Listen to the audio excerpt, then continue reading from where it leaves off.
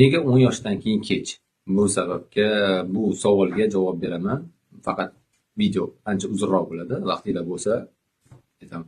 Qaranglar, 10 yoshda kech bo'ladi, lekin to'g'ri misollar keltirishyapti. Vardi, Ronaldo, yana kimlardir, xullas nechidir yoshda tam Yaponiyani o'yinchisi. Tushuninglar, ular Yaponiyada yoki bo'lmasam Amerikada, Yevropada, boshqa joyda-da. Bizda O'zbekistonda bitta misol keltiringlar, 20 yoshda yoki 14 yoshda shug'ullanishni boshlab, futbolist bo'lib professional darajada Yevropada o'ynab ketgan birta dona misol keltiringlar. Yo'q. Chunki Yevropada endi o'zi bitta o'yinchimiz o'ynayapti. Eldor bilan Abbos qo'shib 3 ta bo'ldi-da. Qo'pol qilib aytganda o'ynayotgan. Agar 5-6 yoshda boshlasa bola, shans ko'proq bo'ladi. Top akademiyada o'ynab, yana dalsha Yevropagacha borishga, bu yerda professional urovendagi gap ketyapti.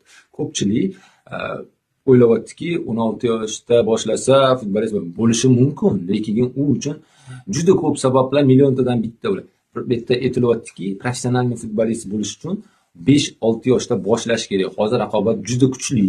Hamma futbolist qilaman deyapti. Hamma ketidan yugurib yuribdi. Bolani futbolist qilaman deb raqobat kuchli.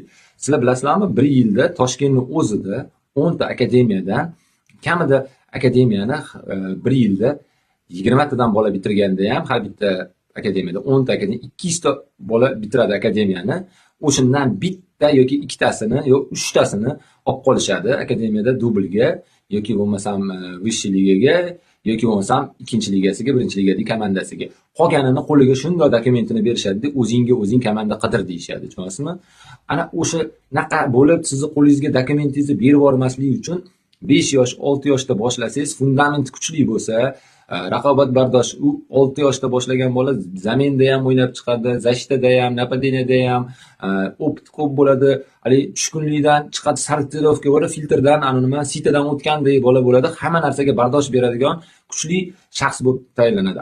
Siz 14 yoshda bersangiz bolani futbolist qilaman deb, bir yil zo'r o'ynab ketgan, talanti bo'lgani bilan raqobatni ko'ra olmasdan turib, misol uchun nohaqliklar bo'ladi. Misol uchun bir xil o'ynaydigan bolalardan qaysi biridir ko'proq o'ynaydi, qaysi biridir kamroq o'ynaydi, kimnidir o'yinga 8 marta chaqirib, 1 marta ham tushirishmaydi.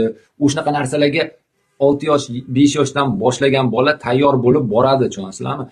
14 yoshli bola bitta boradi, shans o'xshab ketsa, milliontadan bitta tars o'xshab ketsa, bitta o'xshamay qolgan joyda tars sinadi-da, yo'q bo'lib ketadi, tushunasizlarmi? O'shadan oldini olish uchun 5 yosh, 6 yoshda boshlasa bola, точно emas, u ko'proq foiz professional futbolist bo'lib yetisha oladi. Sizlar hali 15-16 yoshda ikkinchi liga, birinchi liga, Vishshi liga komanda topa olmay sarson bo'lgan yurgan